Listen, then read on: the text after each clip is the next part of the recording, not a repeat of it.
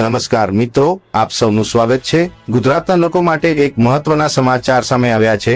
છેલ્લા 3 થી 4 દિવસથી રાજ્યમાં ચોમાસું થોડું નબળું પડ્યું હતું, જેના કારણે ઘણા વિસ્તારોમાં વરસાદ બંધ થઈ ગયો હતો અને ગરમી તથા બફારો વધ્યો હતો। પરંતુ હવે હવામાનને લઈને રાહતના સમાચાર સામે આવી રહ્યા છે। હવામાન નિષ્ણાતોના જણાવ્યા મુજબ આગામી 7 દિવસમાં ગુજરાતમાં ફરી એકવાર ચોમાસું જોર પકડવાની શક્યતા છે। સેટેલાઇટ ઇમેજમાં અરબી સમુદ્ર અને બંગાળની ખાડી તરફ ગાઢ વાદળો જોવા મળી રહ્યા છે। આ વાદળોની સિસ્ટમ ધીમે ધીમે ગુજરાત તરફ આગળ વધી રહી છે, જેના કારણે રાજ્યના અનેક જિલ્લાઓમાં ફરી વરસાદી માહોલ બનશે। જો આગાહી સાચી સાબિત થશે તો દક્ષિણ ગુજરાત, મધ્ય ગુજરાત, સૌરાષ્ટ્ર અને ઉત્તર ગુજરાતના અનેક વિસ્તારોમાં સારો વરસાદ નોંધાઈ શકે છે। ખેડૂતો માટે પણ આ સમાચાર ખૂબ જ સારા માનવામાં આવી રહ્યા છે, કારણ કે ખેતી માટે વરસાદ અત્યંત જરૂરી છે। બીજી તરફ દેશના અન્ય રાજ્યોમાં વરસાદે ધારે તબાહી મચાવી છે।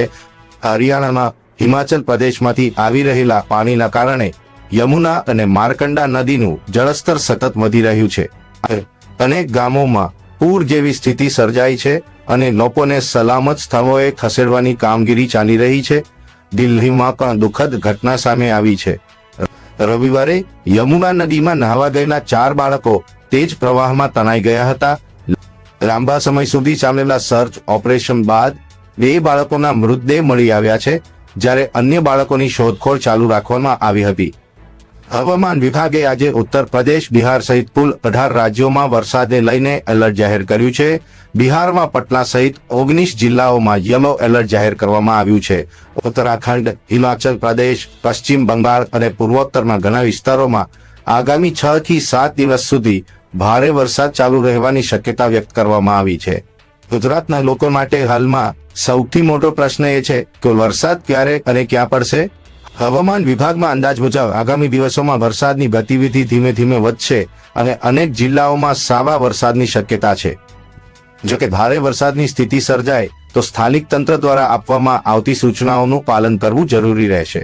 જો તમે ખેડૂત છો અથવા વરસાદની વાહ જોઈ રહ્યા છો તો આગામી એક અઠવાડિયું ખૂબ જ મહત્વપૂર્ણ સાબિત થઈ શકે છે।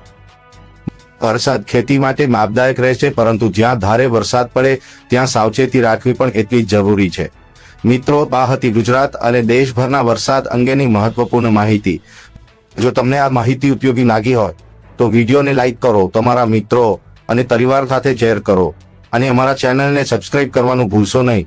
સાથે જ બેલ આઇકન દબાવી દો, જેથી આવી જ તાજી અને વિશ્વસનીય માહિતી તમને સૌથી પહેલા મળતી રહે। ધન્યવાદ।